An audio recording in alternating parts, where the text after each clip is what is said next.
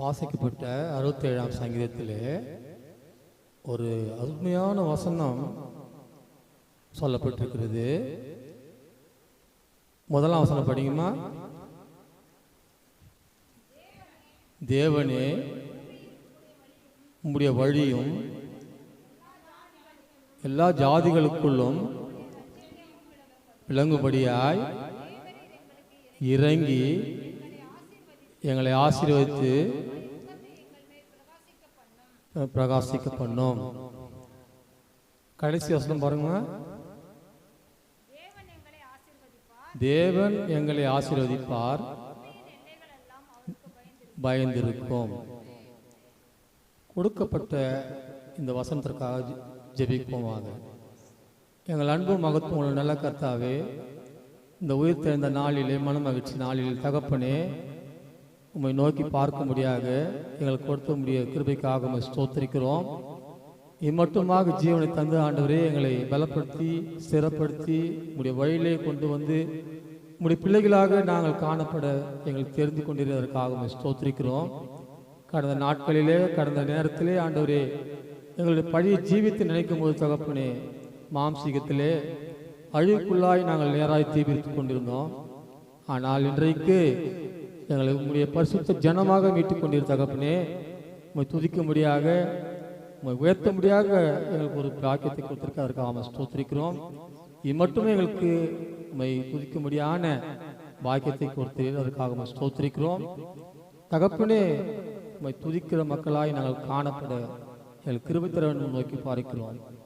ஆசீர்வதித்து வழிநடத்துகிறோம். இயேசுவின் நாமத்தில் கேட்கிறோம் எங்கள் ஜீவனுள்ள நல்ல தகப்பனே. தேவனே, பூமியில் உம்முடைய வழியும் எல்லா ஜாதிகளுக்குள்ளும் உம்முடைய ரட்சணியும் விளங்கும்படியாய் தேவரீர் எங்களுக்கு இறங்கி எங்களை ஆசீர்வதித்து உம்முடைய முகத்தை எங்கள் மேல் பிரகாசிக்க பண்ணோம். தாவீது பாருங்க, இந்த சங்கீதம் முழுமையும் நான் எடுத்துக்கொண்டால் தாவீதை பற்றி தான் பேச முடியும். தாவீதை பற்றி மன்றால ஆண்டவர் அவனுடைய வாழ்க்கையில எப்படிப்பட்டமான அதிசயமான காரியங்களை செய்தார் மட்டுமில்ல, இந்த பூமியின் குடிகளெல்லாம் கூட ஆண்டவரை சோத்திரிக்கும்படியாக, மகிமைப்படுத்தும்படியாக, அவருக்கு கீழ்ப்படும்படியாக அவர் எப்படியெல்லாம் தம்முடைய ஜனத்தை வைத்திருக்கிறார், மேன்மைப்படுத்தி வைத்திருக்கிறார் என்று அழகாய் விவரிக்கிற ஒரு சங்கீதம் தான் இந்த 67ஆம் சங்கீதம். சொல்றேன் பாரு, நெகினோத் என்னும் வாத்தியத்தில் வாசிக்க ராகத்தலைவனுக்கு ஒப்புவிக்கப்பட்ட சங்கீதம். இது ஒரு பாட்டு. ஒரு பாட்டு என்று சொன்னால் சாதாரணமாக எழுதிவிட முடியாது. உள்ளத்தின் ஆழத்திலிருந்து ஆண்டவரை துதிக்கிற ஒரு பாட்டு. அதனால்தான் பாருங்க, கர்த்தரையே துதிப்பேன், காலமெல்லாம் துதிப்பேன். கர்த்தரை நான் எக்காலத்திலும் ஸ்தோத்திரிப்பேன், அவர் துதி எப்பொழுதும் என் வாயில் இருக்கும் என்ற அந்த அர்த்தத்தினுடைய பாடல் தான் அந்த பாடல். கர்த்தரையே துதிப்பேன், காலமெல்லாம் துதிப்பேன், நல்லவர் வல்லவர் கிருபை. என்ன அழகா அந்த பாடல் வரிகள் பாருங்க கொடுக்கப்பட்டிருக்கிறது. ஆதியிலே ஆதாமை ஆண்டவர் உருவாக்கினார். அவனை எதற்காக உருவாக்கினார்? ஏவாளை உருவாக்கினார். பாருங்க, ஒரு உலகத்தில் கூட ஒரு பழமொழி சொல்லுவாங்க, படைத்தவன் படைப்பெல்லாம் மனுவுக்காக, மனுவை படைத்தான் தன்னை வணங்க.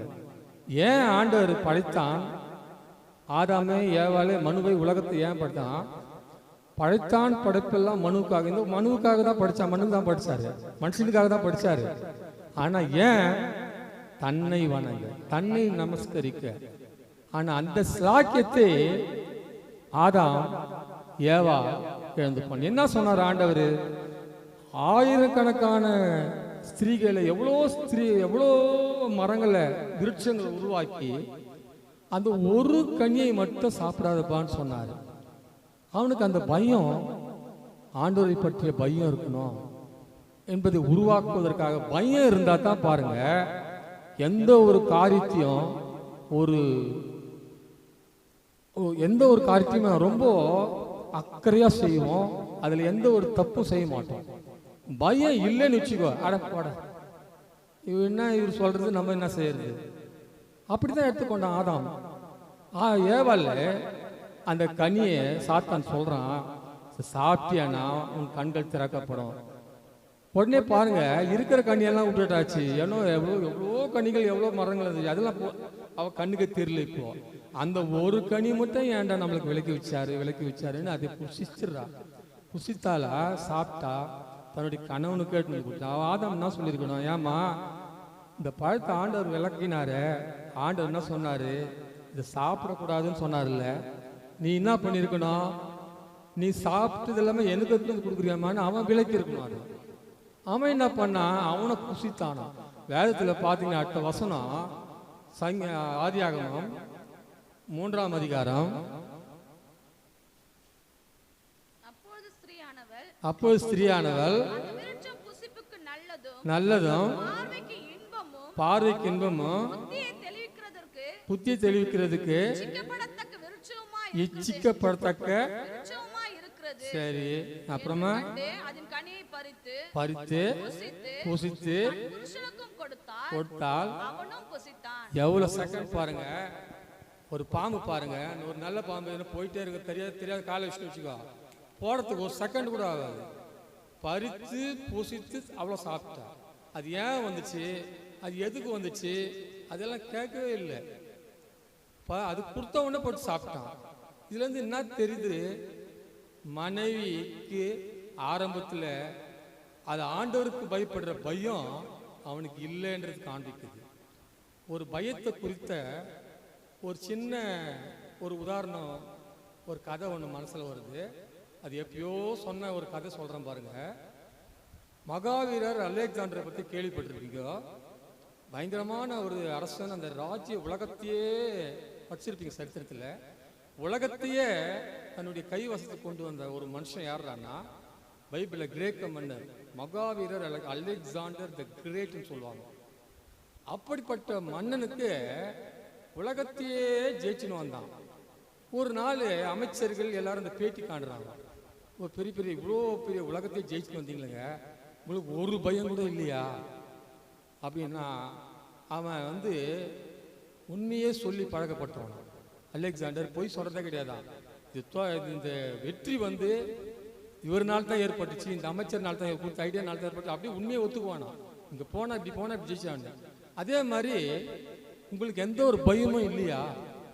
எப்படி இந்த இவ்வளோ பெரிய உலகத்தையே வெற்றி கொண்டீங்களே, உங்களுக்கு எந்த பயமும் கிடையாதா? அப்போதான் வெட்கப்பட்டா கூட பரவாயில்ல, ஒரு விஷயத்தை நம்ம ஒத்துக்கலாம், அதில் ஒன்றும் தப்பு கிடையாது அப்படின்னு என்ன பண்ணுறேன்னா, ஐயா ஒரே ஒரு பயம் இருக்கு. அது என்ன பயம்னா, எனக்கு மனைவி பயம். மனைவி சொல்றதை நான் தட்டவே மாட்டேன். அவ என்ன சொல்றாளோ அதை நான் கேட்பேன். என்னடா இது அப்படி? சரி, அவருக்கு ஒரு ஆசை வந்துடுச்சான். நம்ம ராஜ்யத்தில், இவ்வளோ பெரிய ராஜ்யத்தில் இவ்வளோ ஜனங்கள் அமைச்சருங்க இருக்கிறாங்க. சரி, நம்ம கீழே வேலை செய்கிறவங்க எத்தனை பேர் மனைவி கீழ்படுறாங்க, பயப்படுறாங்க, எவ்வளோ பேர் மனைவிக்கு பயப்படாத இருக்கிறாங்க அப்படின்னு ஒரு போட்டி, பெரிய ஒரு போட்டி வச்சாராம். பெரிய கிரவுண்டு, எல்லாம் ஆயிரக்கணக்கான மந்திரிமாருங்க மொத்த பேரும் வந்துட்டாங்களாம்.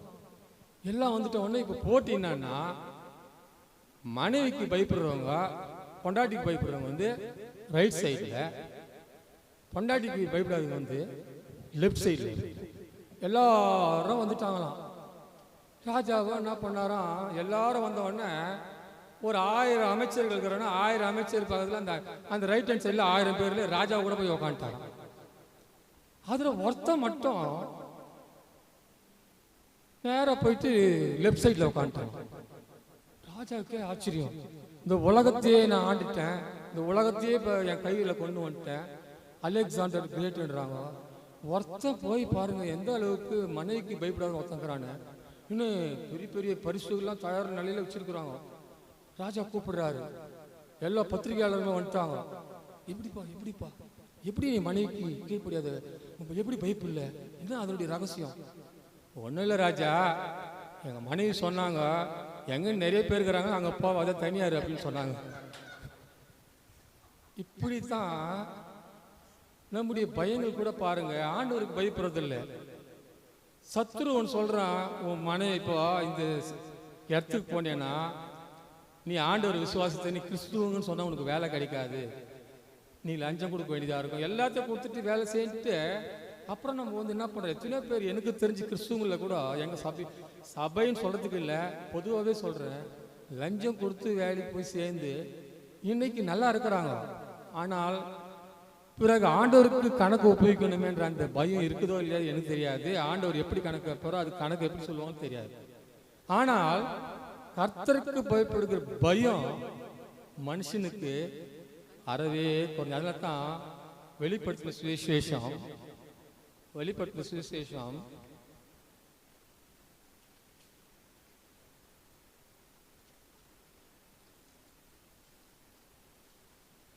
3ஆம் அதிகாரம் வெளிப்படுத்தின சுவிசேஷம்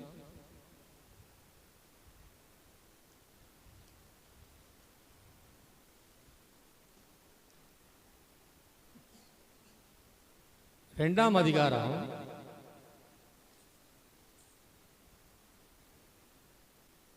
3ஆம் வசனம் 4ஆம் வசனம்.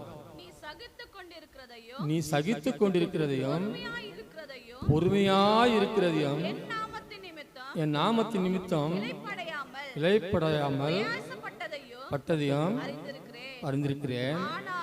ஆனாலும் என்று குறை உண்டு. ஆகையால் விழுந்தாய் என்பதை நினைத்து மனம் திரும்பி செய்வாக. இல்லாவிட்டால் வந்து பட்சத்தில்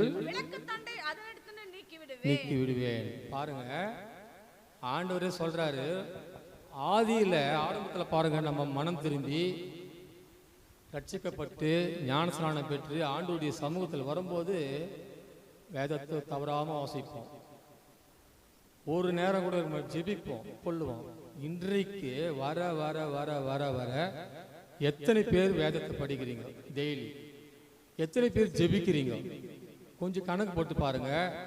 அந்த ஆதியில் இருந்த அன்பு, ஆண்டவர் மேல வச்சிருக்கிற அன்பு, நிச்சயமா சொல்றேன், நீங்க மட்டும் இல்ல, என்னையும் சேர்த்து எல்லாருமே தான் சொல்றேன், குறைஞ்சிட்டு நீ ஆதியில் கொண்டு இருந்த அந்த அன்பை இழந்துட்ட. ஒரு வேலைக்கு போறோம், எவ்வளோ ஒரு பயபக்தியா போறோம் பாருங்க. அந்த டியூட்டி 7 மணிக்குன்னு சொன்னா 5:30 மணி ட்ரெயினுக்கு அவ்வளோ குயிக்கா எழுந்து குளிச்சுட்டு அவ்வளோ பயபக்தியா அந்த வேலைக்கு போறோம். ஆனா சபைக்கு வரும்போது மட்டும் பாருங்க, 8 மணிக்கு போகலாமா, 9 மணிக்கு போகலாமா, 10 மணிக்கு போகலாமா, 11 மணிக்கு போகலாமான்னு யோசிக்கிறோம். ஏன்? பயம் இல்லாதப்போ, தெய்வ பயம் இல்லாதப்போ அங்க குளிர் விட்டுருது. அப்போதான் நம்ம அந்த அன்பை இழந்துடுறோம். தயவுசெய்து யாரையும் தப்பா சொல்றேன்னு நினைச்சுக்காதீங்க, என்னையும் சேர்த்து தான் சொல்றேன். நீ ஆதியில் இருந்து அந்த அன்பை இழந்து விட்டாய். பாருங்க, நாகமான் என்ற ஒரு பெரிய ராஜா, அது பெரிய சீரிய தலைவன், அவன் பயங்கரமான வெற்றி, அவன் எங்க போனாலும் வெற்றி, ஆண்டவர் அவனுக்கு கொடுக்குறாரு வெற்றி. இஸ்ரவேலர் கூட அப்படிப்பட்ட வெற்றி கொடுக்கல. அப்பேற்பட்ட ஒரு படை தளபதி அவனுக்கு. அப்பேற்பட்ட படை தளபதி பாருங்க, அவன் எவ்வளோ வெற்றி கொண்டு வந்தாலும் அவனை பாருங்க, அவன் என்ன பரமான் 2 ராஜாக்கள் 5ஆம் அதிகாரம் ராஜாவின் படைத்தலைவனாகிய நாகமான் என்பவன் ஆண்டவரிடத்தில் பெரிய மனுஷனும் எண்ணிக்கையுள்ளவனாயிருந்தான். அவனைக் கொண்டு கர்த்தர் சீரியாவுக்கு ரட்சிப்பை கட்டளையிட்டார். யாருக்குமா கட்டளையிட்டாரு? சீரியாவுக்கு. பாருமா, இஸ்ரவேலர்களை சீரியாவுக்கு கட்டளையிட்டாராம்.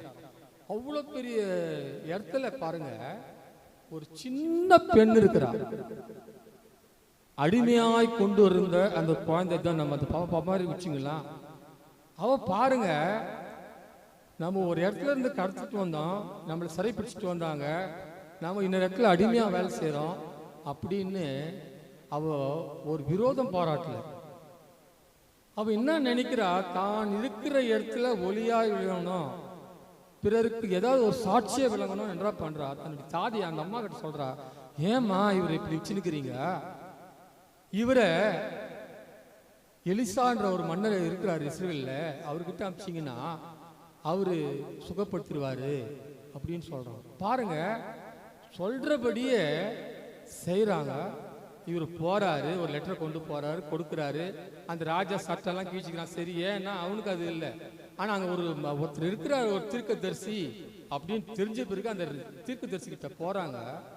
பாருங்க, இந்த பெண்ணு, குழந்தை பெண்ணு பாருங்க, மலையின் மேல் இருக்கிற பட்டணம் யாருமே ஒரு விளக்க கொளுத்தி எங்க வைக்க மாட்டாங்கம்மா, கீழே மரக்கடல கீழே வைக்க மாட்டாங்க. எங்க வைப்பாங்க பாருங்க, தான் இருக்கிற இடத்துல ஒளியாய் பிரகாசிக்கிறாள். யாருமா? அந்த பெண். பாருங்க, அந்த பொண்ணு சொல்றா, என்ன ஆண்டவன் அங்க போனா நல்லா இருக்கும். போறாங்க. பாருங்க, எலிசா சொல்றாரு, இந்த இடத்துல தான் அவனுடைய பயபக்தியும் அவனுடைய பயமில்லாத தன்மையும் ரெண்டுத்தையும் காட்டும். பாருங்க, சொல்ற போன உடனே எலிசா என்ன சொல்றாரு, நீ போய் ஒரு இடத்துல ஒரு நதி இருக்குது, அந்த நதியில என்ன பண்ணுங்க, ஸ்நானம் பண்ணுன்னு சொல்ற. அது படிமா, அந்த வசனம் வருங்க. அப்படியே நாகமான் தன் குதிரையிலோடும் தன் ரதத்தோடும் வந்து எலிசாவின் வாசற்படியிலே நின்றான். அப்பொழுது எலிசா அவனிடத்தில் ஆள் அனுப்பி, நீ போய் யோர்தானில் 7 தரம் ஸ்நானம் பண்ணு, அப்பொழுது உன் மாம்சம் மாறி சுத்தமாவா என்று சொல்ல சொன்னான். அதற்கு நாகமான் கடும் கோபம் கொண்டு புறப்பட்டு போய் வெளியே வந்து நின்று தன் தேவனாகிய கர்த்தருடைய நாமத்தை தொழுது தன் கையினால் அந்த இடத்தை தடவி விதமாய் குஷ்டரோகத்தை நீக்கிவிடுவான் என்று எனக்குள் நினைத்திருந்தேன். நான் ஸ்நானம் பண்ணி சுத்தமாகிறதுக்கு இஸ்ரவேலின் தண்ணீர்கள் எல்லாவற்றை பார்க்கிலும் தமஸ்குவின் நதிகளாகிய ஆப்னாவும் பர்பாரும் நல்லதல்லவோ என்று சொல்லி உக்கிரத்தோட திரும்பி போனான். பாருங்க, அவ்வளோ அந்த பெண்மணி சொல்லி, அந்த குழந்தை சொல்லி, அவனுடைய மனைவியும் சொல்லி கீழ்ப்படிஞ்சு அந்த வார்த்தைக்கு போறான். அவன் நினைச்சிருந்தானா, யார் பாது இஸ்ரவேல்ல எலிசான்னு ஒருத்தருக்கிறாரா, அவரை வர சொல்ல பாருங்க அப்படின்னு நான் சொல்லியிருக்கலாம். ஒரு தெய்வ மனுஷனுக்கு இந்த அளவுக்கு ஒரு மரியாதை கொடுத்து இவன் போய் அவனை தேடி போறான். எவ்வளவோ வெற்றியை கண்ட அந்த மனுஷன், அவங்ககிட்ட எந்த ஒரு பெருமையும் இல்லை, அந்த நாகமான் கிட்ட எந்த ஒரு பெருமையும் இல்லை. ஆனா எங்க அவனுடைய பெருமை காணப்பட்டதுன்னா, நீ போய் அந்த இடத்துல ஸ்நானம் பண்ணுனா, எங்க இடத்துல இல்லாத நதிகளா, காவிரி, கோதாவரி, என்னென்னவோ இருக்குது, இந்த இதெல்லாம் இல்லை விட்டுட்டு இங்க போய் குளின்னு சொல்றாரு. என்ன எங்க இடத்துல குளிச்சா ஒன்றும் ஆகாது, அதெல்லாம் நதியா தெரியலையா, தண்ணியா தெரியலையா?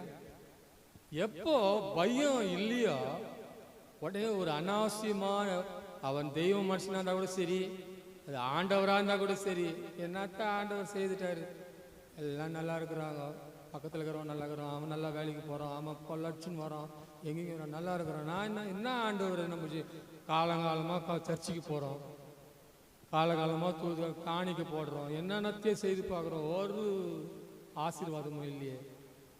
பயம் நாளடைவில் என்ன ஆகுது அது, என்னத்தான் நீ சுட தண்ணி நல்லா சுட காய வச்சிருந்தா கூட கொஞ்ச நேரம் போய் கொஞ்ச நேரம், ஒரு அரை மணி நேரம், 1 மணி நேரம் பார்த்தீங்கன்னா என்ன ஆகுது, ஆறிப்பு. அது மாதிரி தான் நம்முடைய விசுவாச ஜீவியம் கூட, ஆண்டவர் மேல ஒரு பயம் இல்லையானா, ஆண்டவர் மேல ஒரு தெய்வ பயம் இல்லையானா, அது எந்த நேரம் குளிர்ந்து போகும்போது நம்மளுக்கே தெரியாது. நீ ஞான ஸ்நானம் பெற்றிருக்கலாம், நீ எவ்வளோ காணிக்க போட்டிருக்கலாம், பெரிய பெரிய சபைகளோட கட்டி கொடுத்துருக்கலாம், எவ்வளவு தாங்கி இருக்கலாம், எத்தனையோ விசுவாசிகள், எத்தனையோ ஆத்மாக்கள் சபைக்கு கொண்டு வந்திருக்கலாம். ஆனா தெய்வ பயம் இல்லையா, தெய்வ பயம் குன்றி போச்சுன்னா, ஆறி போச்சுன்னா, நீ அனலும் இன்றி குளிரும் இன்றி வெதுவெதுப்பா இருக்க. என்ன சொல்றாரு ஆண்டவர், என்ன வாந்தி பண்ணி போட்டுருவேன்றாரு. நீ எதுலுமே இல்லை, இந்த கணக்குலயே இல்லை, நீ இந்த பக்கங்கிறேன்னு தெரியல, எந்த பக்கங்கிற நீ எதுவுமே இல்லை, தெய்வ பயம் இல்லாததுன்னா நான் உன்னை எந்த கணக்குல வச்சுக்கிறதுன்றாரு. பாருங்க, பயப்படுறது நல்லா போறான், ஒரு சின்ன வார்த்தை சொல்ல போய் அங்க குழின்றாரு. பாருங்க, பெருமை உடனே ஒரு செகண்ட்ல உள்ள நோஞ்சிச்சு. சத்ரு எவ்வளவு செகண்ட்ல உள்ள நோஞ்சிட்டான் பாருங்க. உள்ள நோஞ்ச உடனே அத இங்க குளிக்காது, நான் போய் என்ன தங்க குளிக்கிறது அப்படின்றான். போறான். அதுல மட்டும் பாருங்க, ஒரு மனுஷன் சொல்றான், என்னம்மா சொல்ற பாருங்க. அந்த ஊழியக்காரர் சமீபத்தில் வந்து அவனை நோக்கி தகப்பனே அந்த தீர்க்கதரிசி ஒரு பெரிய காரியத்தை செய்ய உமக்கு சொல்லி இருந்தால். என்ன சொல்லி இருந்தாமா? ஒரு பெரிய காரியத்தை சொல்லியிருந்தால் செய்ய உமக்கு சொல்லி இருந்தால் அதனை செய்வீர் அல்லவா? ஸ்நானம் பண்ணும் அப்பொழுது சுத்தமாவீர் என்று அவர் உம்மோடு சொல்லும்போது அதை செய்ய வேண்டியது எத்தனை அதிகம் என்று சொன்னார். பாருங்க, மனைவி சொல்லு கேட்டு அந்த குழந்தை சொல்ல கேட்டு ஆண்டவருக்கு கீழ்ப்படிஞ்சு போக வேண்டிய இடத்துக்கு போனா, ஆனால் சிறிய அந்த தெய்வ பயம் எந்த நிமிஷத்துலயும் ஒரு மனுஷனுக்கு தெய்வ பயம் இருந்துட்டே இருக்குதுன்னு மட்டும் யாருமே கணக்கு பண்ண முடியாது. எந்த நிமிடத்திலும் சத்துரு அதை பறிச்சு கொண்டு போகலாம். இதனுடைய அர்த்தமே அதுதான். தெய்வ பயம் இருக்குது, வேதத்தை வாசிக்கிற, ஜெபிக்கிற, ஆண்டவருக்கு கீழ்ப்படுற எத்தனையோ சாட்சியான காரியங்கள் முன்னால் ரட்சிக்கப்பட்டிருக்கிறாங்க, முன்னால் அதிசயத்தை கண்டிருக்கிறாங்க. இன்னைக்கு கூட ஒரு சின்ன ஒரு அதிசயத்தை சொல்றேன் பாருங்க. கணவன் மனைவி 2 பேரும் டாக்டருங்க எங்க குடும்பத்தில், எங்க லில்லி அவங்களுடைய குடும்பத்தில். இன்றைக்கு நீங்கள் ஜெபிக்கிற ஜெபத்தினால இன்றைக்கு 2 பேரும் புருஷனும் மனைவியும் வாழ்றாங்க. அந்த தாய் சொன்ன ஒரு சங்கீதம், அந்த அவங்களுடைய சகோதரி, அவங்க அக்கா சொன்ன ஒரு சந்தோஷம் பாருங்க. இன்னைக்கு சந்தோஷமா 2 பேரும் வாழ்றாங்க. அதுக்கு காரணம் இங்க நாங்கள் சொன்னோம், இந்த ஜபத்துக்காக ஜெபம் பண்ணுங்க. எவ்வளோ நாள் ஆகி போயிட்டு ஆண்டவர் கேட்டார். உங்களுடைய ஜபத்தினுடைய வல்லமை, உங்களுடைய ஜபத்தை கேட்டார். நான் சாட்சி, நாங்களும் சாட்சி, அவங்களும் சாட்சி. அதுக்காக கர்த்தரை ஸ்தோத்திரிக்கிறோம் இல்லையா? அது மாதிரி பாருங்க, தெய்வ பயம் ஒரு செகண்ட் என்ன விட்டு எடுக்கப்பட்டு போகலாம். இதில் தான் நாம் ஜாக்கிரதையா இருக்கணும். மலையின் மேல் இருக்கிற பட்டணம் மறைந்திருக்க மாட்டாது, அது எப்பவுமே பிரகாசமாக தான் இருக்கணும். யாருமே விளக்கப்படுத்தி மாட்டாங்க. அப்படின்னா உங்களுடைய தெய்வ பயம் எப்பவுமே அதான் ஆவியில் அனலாயிருங்கள் கர்த்தருக்கு. ஆவியில் அனலா இருந்தா தான் நம்ம ஆண்டவருக்கு ஊழியம் செய்ய முடியும், ஆண்டவரை பத்தி பேச முடியும், வேதத்தை வாசிக்க முடியும், ஜெபிக்க முடியும், பிறருக்கு சாட்சியாகவும் இருக்க முடியும். இதெல்லாம் இல்லாத பட்சத்தில் நான் ஆண்டவருக்கு, நான் ரட்சிக்கப்பட்டேன், நான் ஞானஸ்நானம் பெற்றேன், நான் ஆண்டவருக்குள்ள இருக்கிறேன், நான் தேவனுடைய பிள்ளை, ஒரு காலம் நம்ம சொல்லவே முடியாது. எந்த நேரமும் மாம்சம் சத்துரு நம்ம உள்ள நுழைஞ்சி நம்முடைய காரியங்கள். அது பாருங்க, அந்த சொல்றான் அந்த மனுஷன், ஆண்டவரே தகப்பனே ஒரு பெரிய காரியத்தை சொன்னா பாருங்க. அவன் எவ்வளவு பெரிய இதுமா, ஒரு 20-30 லட்சத்துக்கு எடுத்து வந்துக்கிறான் வெகுமதி கொடுக்கறதுக்கு அவனுக்கு. ஏன்னா அவன் பெரிய ராஜா, அவன் எவ்வளவு பெரிய வெற்றியை கொடுக்கறதுக்குன்னு வந்துக்கிறான். எனக்கு ஒரு கோடி கொடுப்பா, ஒரு 10 லட்ச ரூபாய் கொடுப்பானா கொடுக்க மாட்டீங்களா? இவ்வளோ பெரிய காரியத்தை செய்யற என்னங்க சொன்னாரா தகப்பனே? எவ்வளோ ஒரு பணியாக சொல்றான் பாருங்க. தகப்பனே ஒரு பெரிய காரியத்தை செய்ய சொன்னா செய்ய மாட்டீங்களா? என்ன அப்படி அவர் சொல்லிட்டாரு, போய் ஸ்நானம் பண்ணோம் அப்படின்னு சொன்னாரு. இது ஒரு பெரிய விஷயமா தகப்பன் எந்த அளவுக்கு அந்த மனுஷன் சொல்ற விதத்துல சொல்லி புரிய வச்சான் பாருங்க. இதுதான் தெய்வ பிள்ளைகள்ன்றது. நாம சோர்ந்து போகிற நேரத்துல, நாம வழி போகிற நேரத்துல நாம யாரை சார்ந்து போனோம்னா தேவனுடைய பிள்ளைகளை தான் சார்ந்து போகணும். நாம உலகத்துல போயிட்டு எனக்கு இந்த கஷ்டங்குது அந்த கஷ்டங்குதுன்னா அவங்க எல்லாத்தையும் கேட்டுட்டு ஒரு நான் எங்கெங்க சொல்லணுமோ அவங்களுக்கு சொல்லிடுவாங்க. ஆனா தேவனுடைய பிள்ளைகள் எடுத்து வந்த ஆண்டவரே பிளஸ்ஸிமா ஜபா ஐயா எனக்காக ஜபம் பண்ணுங்க, என்னுடைய பார் எப்படி இருக்கு சொல்லி பாருங்க. உங்களுடைய ஆசீர்வாதம் இங்கன்றது இல்லை, நீங்க எங்க போனாலும் அந்த இடத்துல சொல்லி பாருங்க. தேவனுடைய பிள்ளைகளோட ஐக்கியமா இருந்து பாருங்க, உங்களுடைய விசுவாசம் கூடும், உங்களுடைய விசுவாசம் வர்த்திக்க பண்ண வராங்க. அதனால தான் இன்னும் நாம தெரிஞ்சுக்கிறோம்னு சொன்னா, தெய்வ பயம் இல்லாமல் போனால் அந்த இடத்துல அனல் இருக்காது, குளிர் இருக்காது, எல்லாமே விது போகும். அந்த நேரத்தில் ஆண்டவர் நம்மளை வாந்தியே பண்ணி போட்டுருவாரு. அப்போனா நீ தேவனுடைய பிள்ளை இல்லைன்றது அர்த்தம். ஆண்டவர் சொல்றாரு போய், இவன் சொல்றான் போய் குளின்றான். குளிச்ச பின்ன பாருங்க 7 தரம் குளிக்கிறான். அவனுடைய மாம்சம் சிறு பிள்ளையை போல வச்சான். அவனுடைய வயசுக்கும் அதுக்கு சம்பந்தமே இல்லாத அளவுக்கு அவ்வளோ மகிமையா ஆண்டவர் வெற்றி சிறக்கப்படுறான். ஆனால் பிறகு கேயாசி பாருங்க, இவ்வளோ தூரம் ஒரு தெய்வ மனுஷனோடே இருந்து இருந்து தேவனுடைய வார்த்தைகளே கேட்டு கேட்டு தேவனுடைய வசனங்கள் எப்படிலாம் அதிசயம் பண்ணிக்கிறார். எலிசா கேயாசி கூட இருந்தவன், அவன் பாருங்க என்னடா இவ்வளோ, அவன் சொல்றான், ஐயா இதை எடுத்துட்டு அந்த வெகுமதி கொடுக்குறான், அதெல்லாம் எனக்கு தேவையில்லை. பாருங்க தேவனுடைய மனுஷன் பாருங்க அந்த பொருளாசையில இருக்கு. ஆனா கேயாசி பாருங்க, என்னையா பைத்தியக்காரன் கொடுக்குறான், அத்தை போய் வேணான்றானு. எவ்வளோ ஒரு பெரிய விஷயத்தை செய்கிறாரு, உலகத்துல யாருமே செய்யக்கூடாத ஒரு காரியம், இவ்வளோ பெரிய கொடுக்குறான்னு போய் பாருங்க அந்த பொருளாசை நிமித்தம் பின்பற்றி போறான். அந்த பொருளை வாங்கி வந்து வீட்டில் வைக்கிறான், குஷ்டரோகியா திரும்பி போறான். ஏன்? தெய்வ பயம் இல்லை. தெய்வ பயம் இருந்துச்சு, ஆனா இப்போ இல்லை. இதுல இருந்து நாம் ஆண்டவருக்கு தெரிஞ்சுக்க வேண்டிய காரியங்கள், ஒவ்வொரு நாளும் தேவனுடைய சமூகத்தில் வரும்போது நம்மை நாமே நிதானித்து அறிஞ்சு அப்புறம் தான் பாத்திரத்தில் பங்கு கொள்ளணும்னு வேதத்தில் சொல்லப்பட்டிருக்கு. அப்படி நாம் பாத்திரத்தில் பங்கு கொள்ளும் போது நாம் ஒரு தங்கத்தை ஒரு மரத்தையும் நெருப்பில் போட்டா அந்த மரத்துண்டு இருக்கிற இடம் காணாம போயிடும், பஸ்மா போயிடும். ஆனா தங்கம் ஜொலிக்கும், தங்கம் ஜொலிக்கும். இதுதான் ஆண்டவர் நம்மள அந்த நெருப்புன்ற அந்த உபத்திரத்தை குழியில் நம்மளை போடும்போது நாம ஜொலிக்கிற மக்களாய் வரோமா இல்லை காணப்படாமையே போயிடுமான்றது நம்மளுக்குள்ளதான் அந்த தெய்வ படத்தை பற்றிய ஒரு எண்ணம் இருக்கு. எனவே ஆண்டவருடைய சமூகத்தில் வந்திருக்கிறோம்னா தெய்வ பயம் என்பதை ஒவ்வொரு நாள் ஆண்டவரே எனக்கு தெய்வத்தை தாரோம் வாஞ்சிக்கிற மக்களாய் மட்டுமே ஆண்டவரே ஒவ்வொரு நாளத்தையும் வேதத்தையும் வாசிக்கணும்.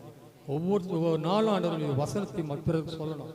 ஏன் காணிக்கை இன்னைக்கு போட்டுருவேன், இன்னைக்கு எனக்கு வசதி இருக்குது, நான் இன்னைக்கு 100 ரூபாய் இல்லை 1000 ரூபாய் கூட போட்டுருவேன். உன்னுடைய காணிக்கையே இது இல்லை. ஆனா தெய்வ பயத்தோடு போடுற பாரு, ஆண்டவருக்கு பயந்து பிறருக்கு சாட்சியா வாழ்ந்து போடுற பாரு, அது ஆண்டவர் மிகவும் அங்கீகரிக்கிறார். எனவே கர்த்தர் அப்படிப்பட்ட ஒரு தெய்வத்துள்ள ஒரு ஜீவியத்தை செய்ய கர்த்தர் தாமே நமக்கு உதவி செய்வார்.